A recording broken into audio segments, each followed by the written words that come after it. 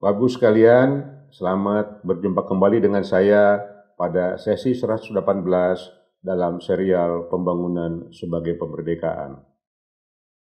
Bapak Ibu sekalian, pada sesi sebelumnya, sesi 117, saya mencoba menggali pemikiran untuk bisa sampai pada pemahaman green economy yang cocok untuk diterapkan di daerah tropika, iklim tropika, dan kepulauan. Nah, pada kesempatan ini saya akan melanjutkan cerita itu ya dengan menggali lebih detail lagi. Ya, saya ulang kembali di sini. Inilah wilayah tropika supaya tidak lupa kita. Ya, nah kemudian inilah perbedaan tropika dan temperate. Ya, di mana temperate itu seperti itu, gambar salju dingin seperti itu, ya makin jauh dari khatulistiwa makin dekat ke kutub, ya makin dingin katakanlah. Nah, musim dingin ini, ya dapat dikatakan sebagai proses membersihkan alam dari bermacam jenis patogen, ya karena itu katakanlah dalam hama penyakit padi ya di daerah temperate di Jepang, kalau tidak salah ingat saya jumlahnya hanya ada 60 jenis atau 40 jenis, sedangkan di kita lebih dari 600 jenis ya tropika katakanlah. Nah, kemudian iklim masa winter ini juga merupakan seleksi alam yang ketat. Oleh karena itu, biodiversity atau keanekaragaman hayati di daerah temperate itu tidak terlalu tinggi. Nah, oleh karena itulah dalam wilayah temperate, ya ekonom berpikir, ya lebih diwarnai oleh pemikiran skala ekonomi, economies of size. Kenapa skala ekonomi menjadi demikian penting di sana? Ya, karena memang itu sepadan ya dengan kondisi yang ada di sana. Apabila di pertanian itu disebut monokultur. Monokultur sifatnya memberikan hasil yang besar ya per jenis, ya besar dia skalanya, tapi tidak beraneka ragam, tidak banyak aneka ragamnya. Ya, kalau di tropika ya banyak ragamnya karena sifat lahan itu konstan, ya maka hasil atau volume per unit lahan per jenis ya kecil. Ya, nah ini implikasinya panjang, implikasinya luas, kompleks. Ya, jadi kita nggak bisa langsung mengadop kerangka berpikir ya yang melandasi pengembangan industri di iklim temperate. Tetapi prinsip-prinsip dasarnya kita ikuti ya dengan penyesuaian-penyesuaian di daerah tropika. Nanti akan saya uraikan sedikit mengenai hal tersebut.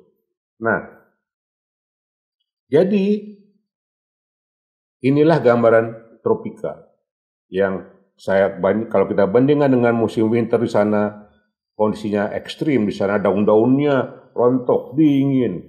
Oh, kita perlu sistem housing yang memadai dan macam-macamnya. Hanya tanaman berdaun jarum, katakanlah, yang mendominasi kuat, tidak terontok jauh daunnya itu. Nah, sebaliknya kita lihat gambar di sini. Nah, dalam satu cover buku Oi, Jinbi saya ambil ya untuk memberikan gambaran yang lengkap. Inilah gambaran tropika sepanjang tahun begini. Karena apa? Karena keberadaan air dan sinar matahari. Ya, tanpa winter, keanekaragaman hayati demikian. Ya, artinya kita harus menyesuaikan diri dengan model ini, bukan menghancurkan model ini digantikan oleh model temperate. Nah, kalau itu yang kita kerjakan, maka prinsip sustainability tidak akan tercapai. Jadi, prinsip sustainability pada dasarnya adalah prinsip bagaimana mengembangkan co-evolution atau evolusi bersama antara ekonomi, ekologi, sosial budaya, teknologi, katakanlah berkembang ya secara bersama-sama ke tingkatan yang lebih tinggi. Ya, bisa dimaknai sebagai ilustrasi kalau di hutan itu ada suksesi namanya.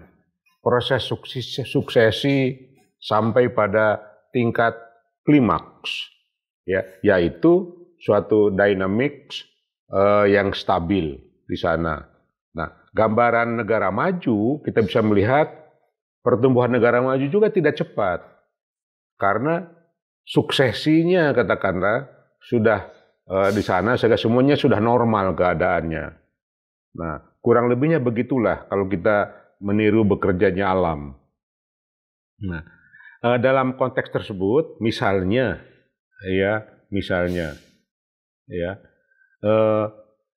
sifat tropika yang sering saya sebutkan panas salah satunya, ya panas. Nah, temperatur yang tinggi ini menyebabkan cepat lelah karena respirasi tinggi. Ya, proses tersebut ya memerlukan energi banyak, ya sehingga kita cepat lelah. Nah, oleh karena itu, ya dengan global climate change, perubahan iklim global sekarang yang mana temperatur dunia akan naik, sebetulnya ya akan paling langsung segera merasakannya ya bangsa-bangsa tropika. Sekarang saja sudah tinggi. Nah, di sini ada satu gambaran penelitian ya di Kanada ya berapa persen tenaga kerja ya yang bekerjanya menjadi lebih lambat apabila temperatur naik tinggi katakanlah, maka hampir setengahnya ya itu menjadi lebih lambat bekerjanya ya. Nah, oleh karena itulah modifikasi alam ya perlu kita rancang supaya temperatur di wilayah kita, di rumah kita tropika ini tidak naik.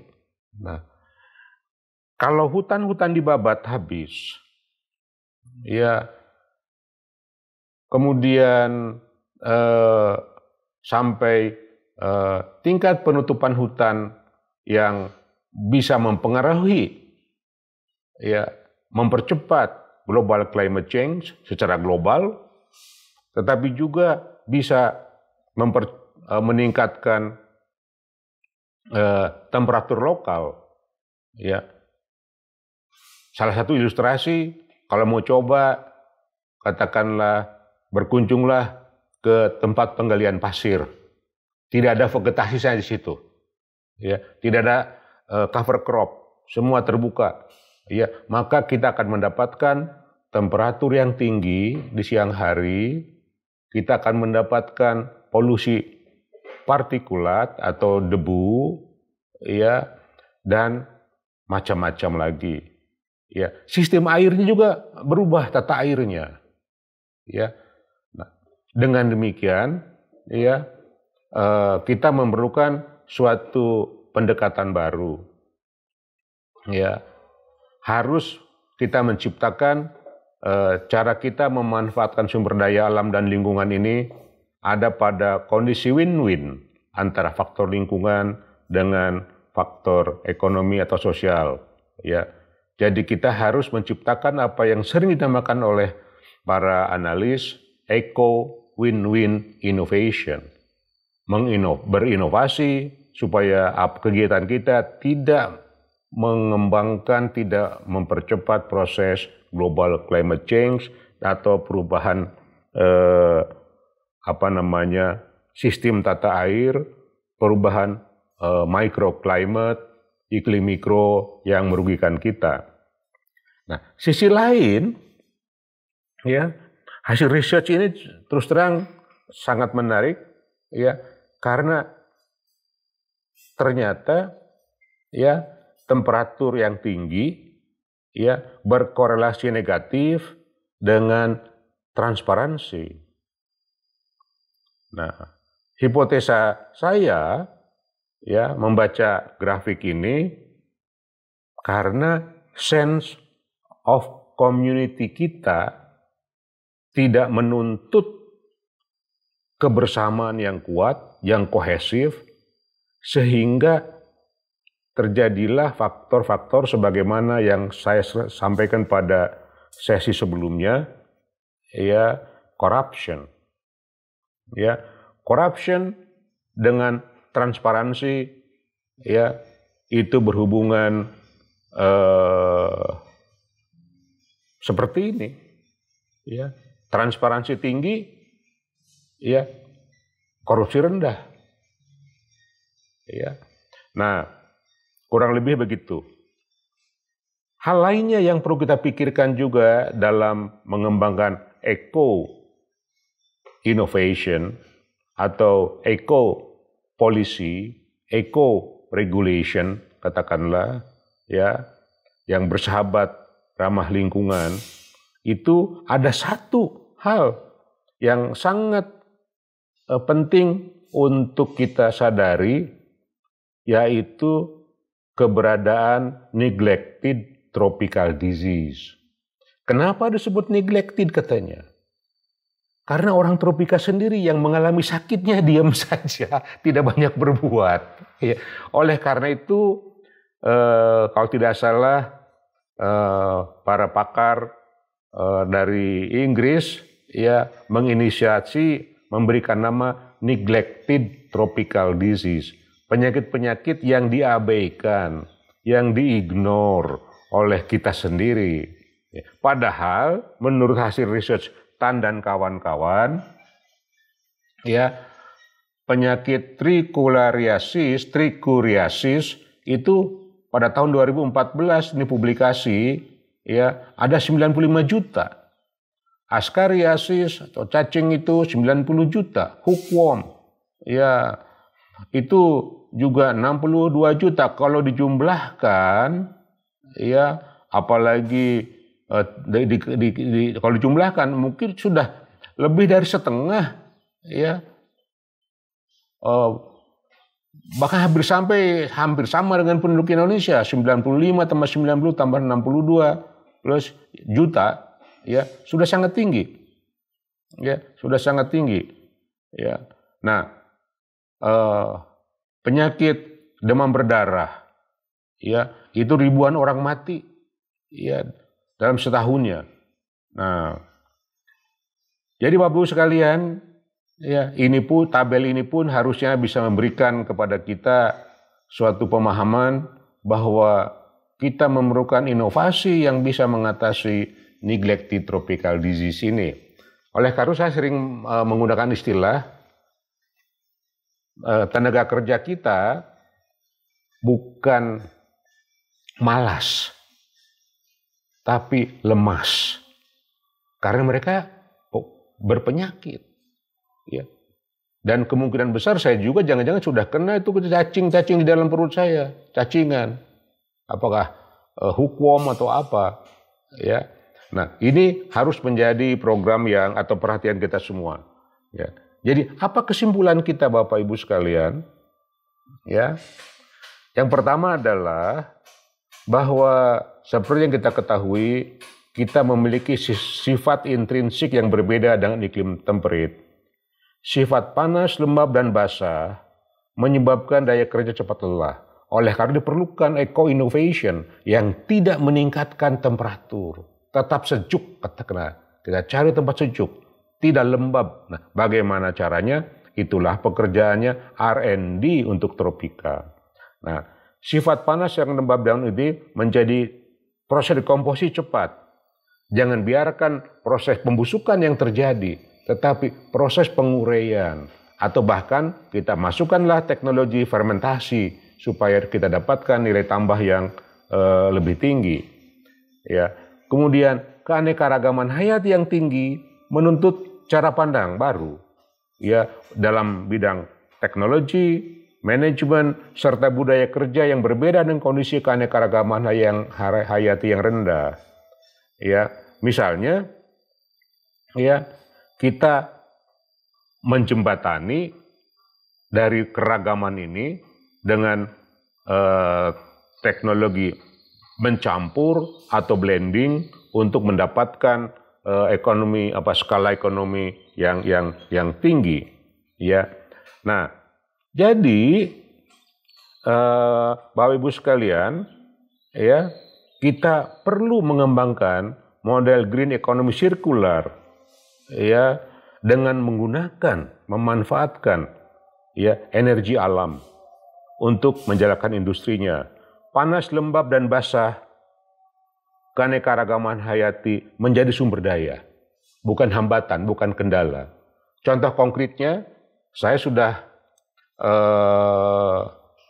kurang lebih 10 tahun lah mengembangkan BSF, Black Soldier Flies, untuk membuktikan dengan menggunakan teknologi alam, ciptaan Tuhan yang diberikan kepada kita, seperti lalat BSF, kita bisa memproses pengolahan limbah atau sampah organik ya, yang cocok untuk BSF tanpa suara, tanpa listrik, tanpa air, ya, tanpa getaran, ya, hanya dia sepi sendiri saja dengan hening, dengan apa? Semua beres dan menciptakan nilai tambah akhir yang sangat tinggi. Ya, demikian Bapak Ibu sekalian, dan terima kasih atas perhatian Bapak Ibu sekalian.